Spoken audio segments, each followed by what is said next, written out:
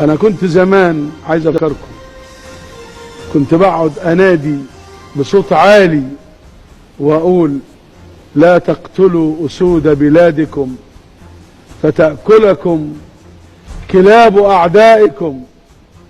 كنت بقول كده للمجرمين المسؤولين ساعتها. يا ترى هنفضل نقول كده؟ تفضل دايما الأسود محبوسة والضباع مستأسدة؟ ليه؟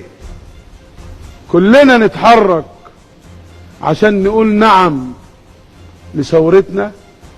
كلنا ممكن بعد كده نختلف في الرأي، لكن هدفنا واحد: السكة من أجل مصلحة مصر.